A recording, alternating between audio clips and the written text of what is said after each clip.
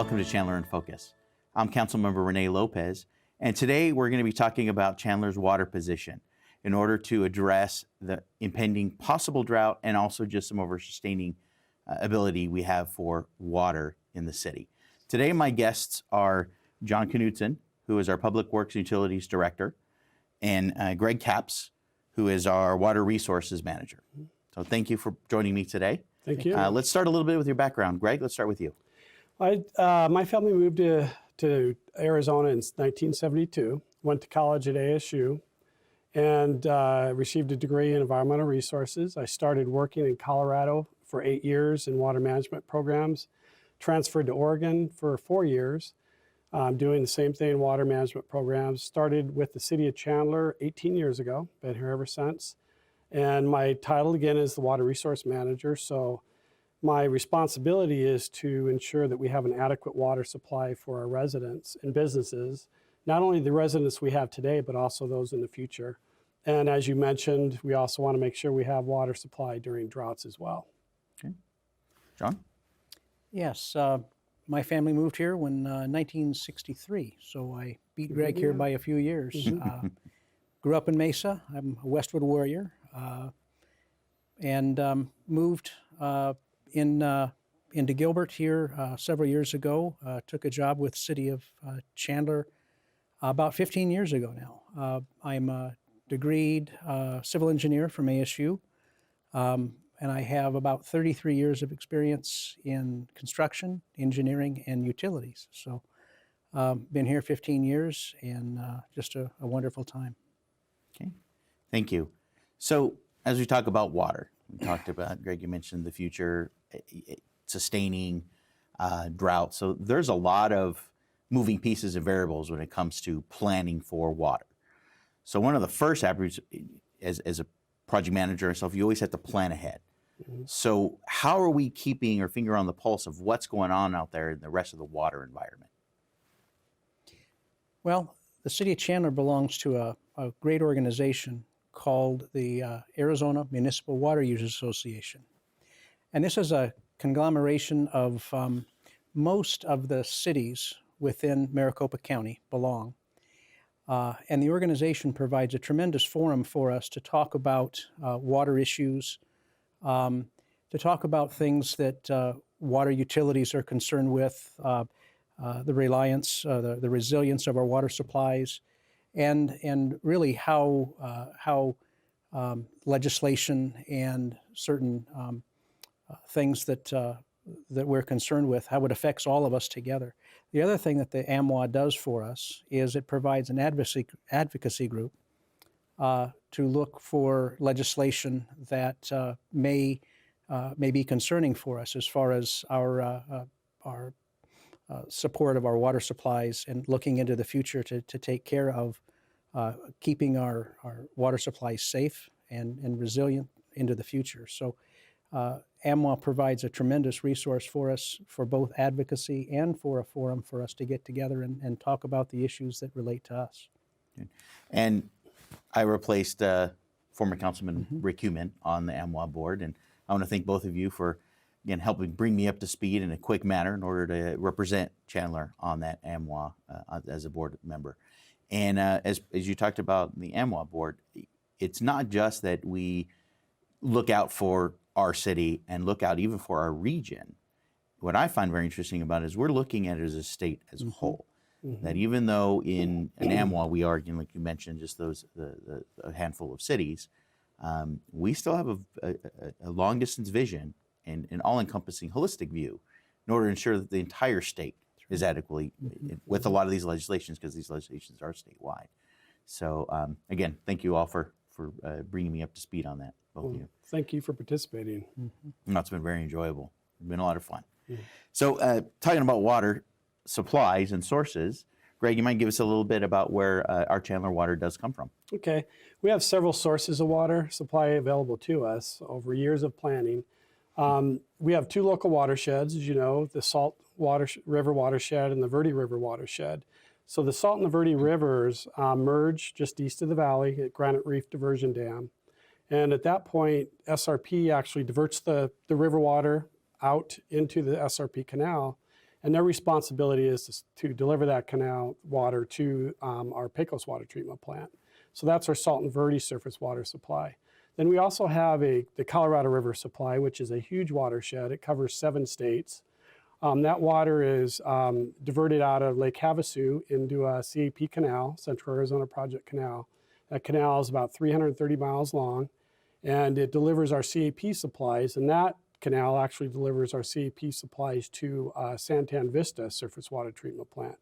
So we have 2 different surface water treatment plants on 2 different canals, which is really good to have for redundancy. And in addition to our surface water, we also have an abundant groundwater supply underneath us. So we have wells that we could divert the groundwater. And we try to manage that groundwater, as you all know, just so that it's there during the dry years. But so we have 3 different sources of surface water and then the groundwater available to us.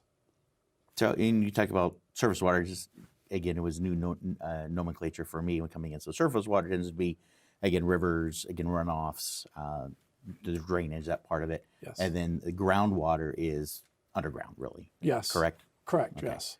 And and we had some other sources that we're planning on developing. Is that correct?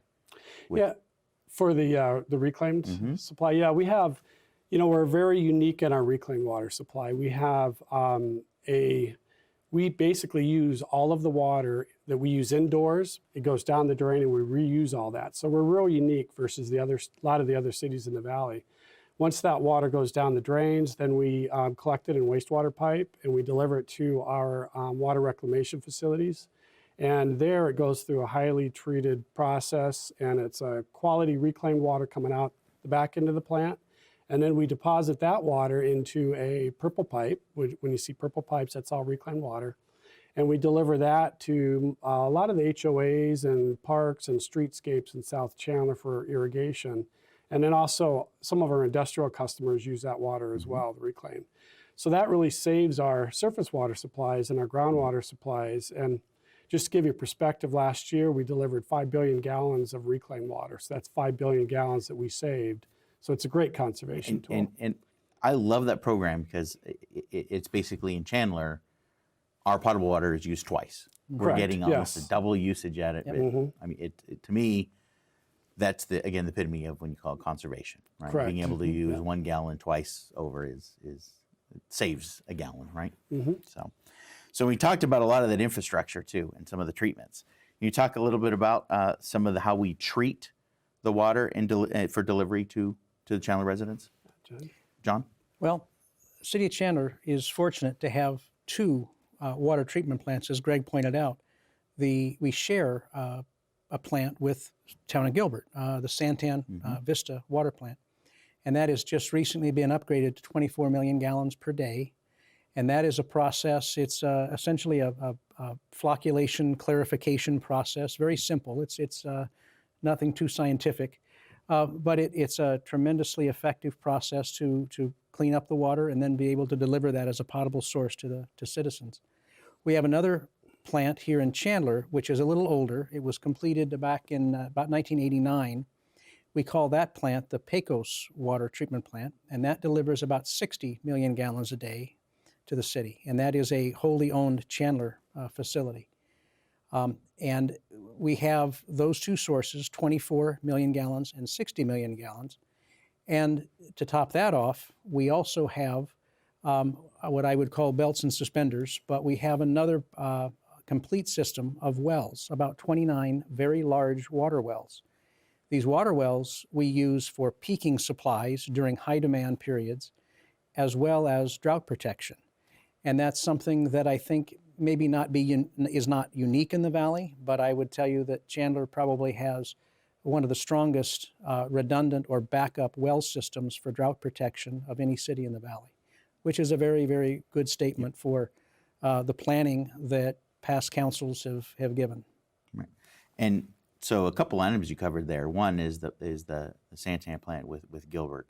Again, a great example of the East Valleys and through the AMWA board, a lot of us working together and using synergies in order to help save our citizens that cost, that overhead. Because next we're going to talk about is some of that infrastructure costs. And when you talked about the 24 million gallons per day, that's just the Chandler share, right? So that plant That's is correct. 48. I got to do math here on the fly. 48 million gallons a day plant. I mean, That's correct. That's amazing. Again, and that allows even some of the flexibility, right? Depending upon our deliverers, how things are going in Chandler, how things are going in Gilbert. Again, that even provides additional flexibility for our two cities. Would that be? We do actually have the ability to shift flows. If Gilbert had a requirement for additional flow beyond the 24 that's allocated to them, we could allow them to take some of ours, and then we could supplement with our other sources. Right. Great. That's correct. And then we talked, I think we're going to talk some more about this, but you're talking about the water injection in the wells. So we talked about the different supplies we have, but one of those, we can actually take some of the excess water that we treat. We can also do injection in the wells. Is that correct? Yeah, typically we have 3 different uses for our reclaimed water, which Gregg had mentioned. We share that with the Gila River community, and we receive Central Arizona Project water in return. We use it for irrigation through the purple pipe, as Gregg had mentioned. And then our third use for that reclaimed is we do inject that into our aquifer storage and recovery wells. And when we do inject that into the aquifer, we receive long-term storage credits. And that's another one that gets talked about is you got surface water, groundwater, then we have paper water. Paper water. That's the paper water, right? Okay, good. And so we talked about these facilities and it's major cost in order to keep those up and running, just the maintenance, the operations, and then again, I believe we have to do some downtime with some maintenance on those, and we're able to shift some around. Can you give us a little bit more background on that one? Well, Chandler has put the highest priority on maintenance and reliability of our facilities. And to that, we have a capital program, a 10-year capital program that totals about $600 million over the next 10 years. And as our city ages, the more and more of that capital is being spent on rehabilitation and maintenance of that aging infrastructure. So to give you an idea, we have 1,200 miles of water pipe in the ground. And that water pipe doesn't last forever. And so these are the kinds of programs that we have implemented within our capital program we're constantly looking at our vulnerabilities and the areas that we need to focus on within that capital program. And $600 million capital budget is not insignificant. It's a large part of the city's capital program. Yeah, you talked about the piping, but not just the piping, those valves, right? I mean, all the valves that manage that, I mean, under pressure from both sides, and those are big valves too. We currently have 29 wells, 21 booster stations and reservoirs, and all this is just on the water side. It's not speaking of the wastewater side, which is even more complicated, to be honest. So this paints a big picture of, again, the complexity of water. A lot of people, it's just like lights and utilities, the roads, a lot of our citizens just kind of assume it's going to be there tomorrow morning. But there's a lot that goes into the background to deliver that tap in the morning for the coffee and for the shower. So when we get inquiries, and with these capital expenditures, again, as we are growing, the big boom just about 30 years ago, and we're starting to see some uptick into the maintenance that's required there. That affects that cost, correct? I mean, that has a direct effect on the bill that we're being delivered, the bills that are being delivered to our citizens, right? So give a little background on just that aspect of it, on how the city manages that the water costing and what the citizens are paying into. Well, the city, we have, just like any other business, we have costs. The one thing that's interesting about a municipal water system, unlike private water systems that serve other communities, we're a nonprofit organization. Yep. And a lot of folks don't realize that. So the costs that we bill for through our rates to our ratepayers don't reflect profit. So we have costs like any other business. We have electricity costs, we have chemical costs for our treatment chemicals, and of course we have labor costs for our staff. And that is really what is reflected in the ratepayer, in the rates that our ratepayers see. There is no profit built into that. We do have contingencies for emergencies and those sorts of things. But I think it's very important to realize we are a nonprofit organization. Yeah, so that water bill that everyone is paying, we all are paying, right? It's an exact cost to provide that service, right? I mean, there is some, again, built-in future planning, the SIPs, but it's a straight, again, cost of delivery of service. So, you know, I just want to make sure that that a lot of our citizens understand that clarity, again, that we're not taking the money and it's not being funneled to do other programs in the city, right? This is solely held within all the water, the water district, or should we say the Chandler Water Department, right? We're considered an enterprise fund, which is exactly what you were saying, is we are a separate fund from the rest of the city. We are outside of the general fund. The other thing that's very important to realize as well is that Chandler has one of the lowest rates in the valley. One other city, I believe, has a slightly lower rate, but only by pennies. Yes, and we still refer to our towns, Yes. our town to the east, northeast, I guess. So we talked about some of the other expanded programs that we have, Gregg, and specifically the increased allowable potable water that we made a deal with with the Gregg. You can go a little bit deeper into that, and again, how that precedent was in the foresight with the council and the mayor really pursuing that on how that really was again groundbreaking for the time. Yeah, we have two agreements with the Gila River Indian community. The first agreement is that strict the exchange agreement that allows us to deliver reclaimed water, which is literally right across the road from our water reclamation facility, because they're our neighbors to the west. So we deliver our reclaimed water to them. They use it for crops, which is suitable for irrigation. And in return, we receive their Colorado River water that goes through the CAP canal into our Santan Vista plant. And then we treat that and deliver it for drinking water. So it's great for both parties. So that was the first one. The second one, we entered an agreement with them 2 years ago. Yeah, 2 years ago. And that included the exchange. We added to that exchange because that's a benefit for Chandler as well as the community. We also leased some of their water so that we can continue to expand and have the water available when companies want to grow in Chandler, when more residents come.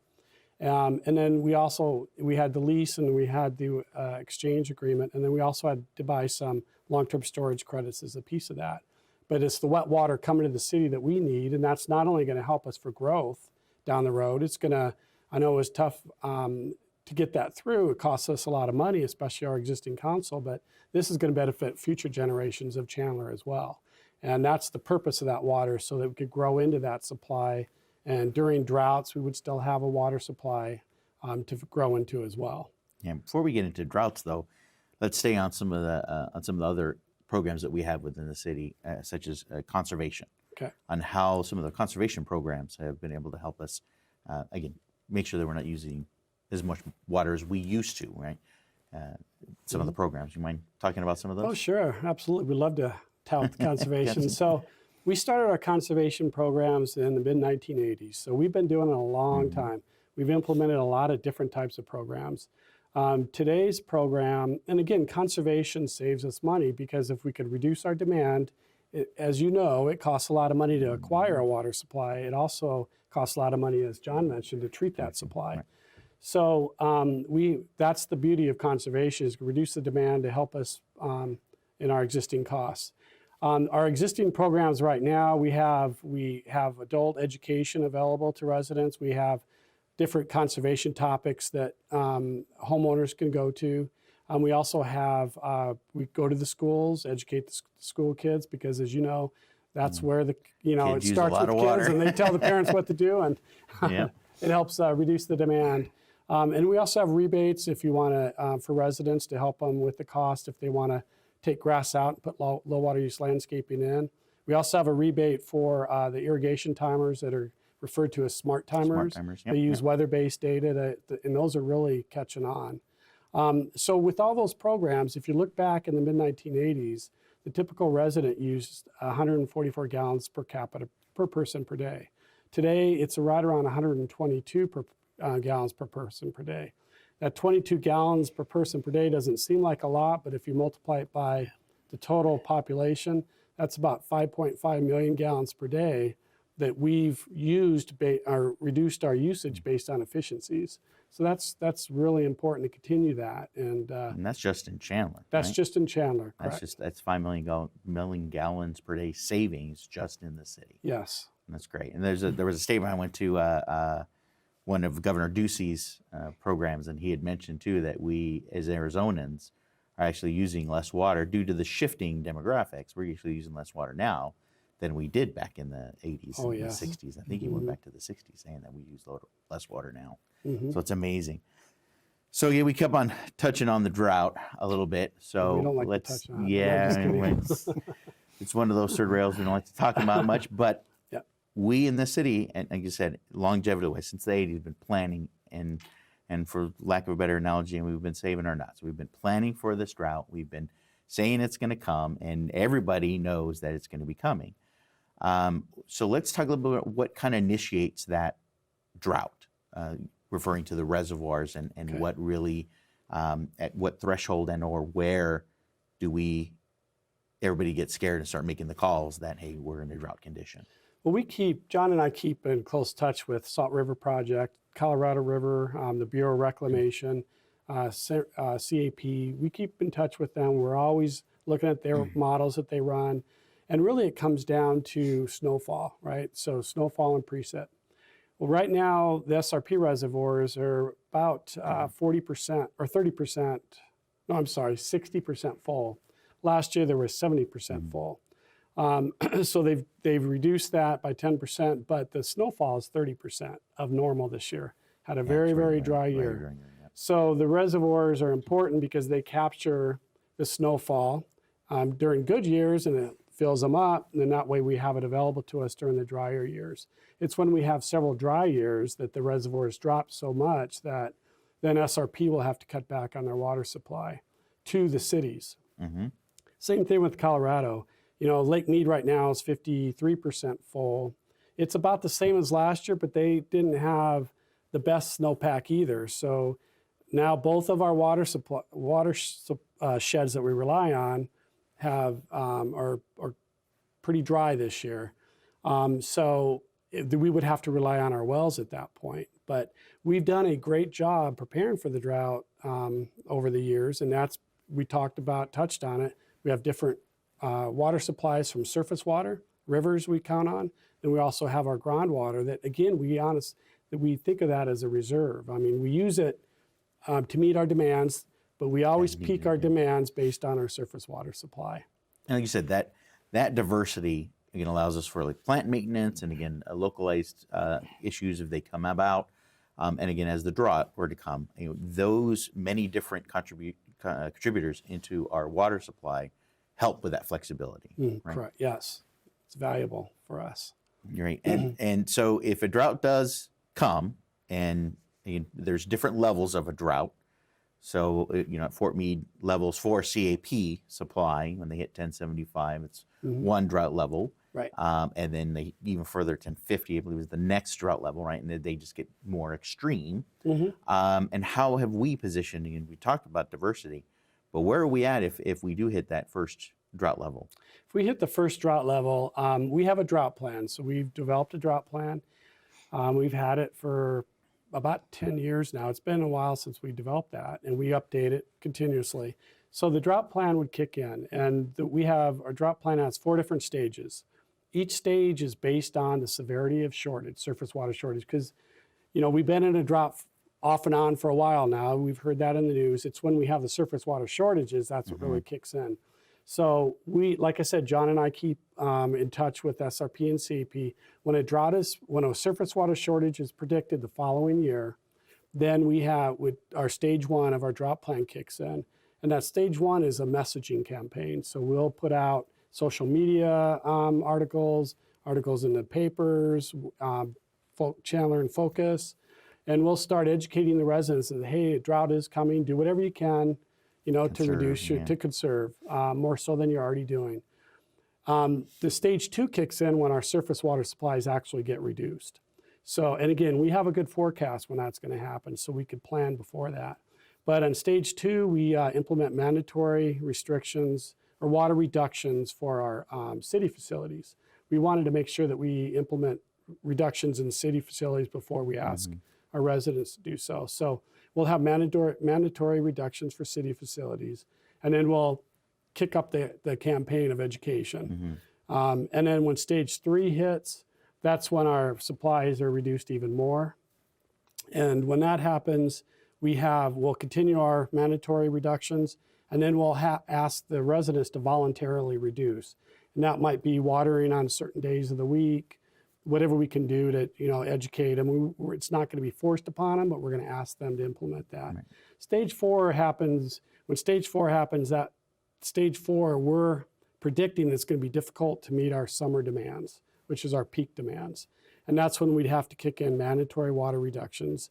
And in stage 4, we would, as staff, would come up with some recommendations on where we should reduce, present it to council. They would have to approve that. It's already in our city code, but they would just approve what actions we would take. And then that would be mandatory restrictions for all. But I want to stress that that's just for outdoor water use. We would still have enough water to meet all the daily demands of our residents. Businesses wouldn't be impacted. It's just the grass, the trees, outdoor use. Right. And I also want to reiterate that. So these are progressive plans. I mean, these are we've thought about this, and we know there's a drought that could be coming due to reservoir levels. But like we said, due to our diversified water supply, due to a lot of the paper credits that we've been able to establish, due to the deal that we have with the Gila River Intercommunity, because their priority of water delivery actually is higher than the municipal delivery, correct? So we'd be able to still pull upon some of that. They reduce a little, my understanding. Yeah, their priority is the same as our contract water, but all the other supplies that we've obtained, it would be higher. So CAP water supplies is based on, there's different tiers. Right. And so that's the importance of that. You're correct. That's the importance of the Gila River and Indian Community water. That's the same as our contract water, which is a piece of our total water portfolio. Right. So that's a higher priority water than some of the other supplies. So for our businesses and our residents, end all be all, if a drought does come to happen, we're not expecting to have, ration showers, right? No. None of our businesses will have any impact again, businesses will still be open for production, moving forward. So, and the other one that I really like to touch on is that, again, this whole plan that you've been working on over the last couple of decades, and again with the support of the council and mayor for many councils, has been to make sure that we have this 100-year water supply at build out, as you mentioned in the beginning, at build out. So that's at our full population build out, plus a buffer for business expansion. Correct. The buffer would be above and beyond what we already project that business would use. So this would be new businesses that come in that might have lots of jobs, and they would use a little bit more water than the rest, but that buffer is set for those. So we're in really good shape. I mean, it's now, like you mentioned, not only do we have the demand met for our build-out demand projections, once all the ground is built in the city of Chandler, but also have a little bit of buffer for those opportunities that we may have in the future. And I think, correct me if I'm wrong here, I mean, this is one thing I didn't know until I came on the council and we started talking more in depth about this. I think we're one of the only cities in the valley, if not in the state, that has that 100% at build out with a buffer in it. I mean, it's very rare to hear cities planning out that far ahead. So ending on a very positive note, yes, a drought could be coming, but I want our residents to know that, that water bill may be going up, but there's a reason for it, because we've been planning this out, we've been preparing, and if a drought does come, we shouldn't see as much of an impact as possibly our neighbors. And that goes back to our well fields. So we'll have the wells to pump the water. So if our surface water shortages impact us, then our groundwater pumping would go up. And that's why it's a reserve. So that's when we would really use it. Perfect. Thank you for all of that information. It's great. So I think we have a few minutes left. So in case there's anything we missed or anything more you'd like to cover, John? Well, I did want to thank past councils, past mayors, and of course the current mayor and council for the support of the utilities. We certainly couldn't do what we do without the very strong support of mayor and council. And that support has enabled us to build a very resilient, strong, and safe water system for the citizens of Chandler. And we thank you. No, thank you for the insight and the input. Appreciate it. Greg? The last thing I'd like to say is just I'd like to ask the viewers if they have any other questions. We have a really robust website, chandleraz.gov/water. And you'll see the drought plan on that website. You'll see all of our conservation programs, all of our water supply management programs. So it's a really good website if anybody has any other questions. Thanks, Greg. Appreciate it. And thank you both for joining me on the show and hopefully exposing a little bit more knowledge to our citizens about water and that monthly bill that they get. So appreciate it. Thank you. So Thank you. And thank you to you also for watching Chandler in Focus. I'm René Lopez, and we'll see you next time.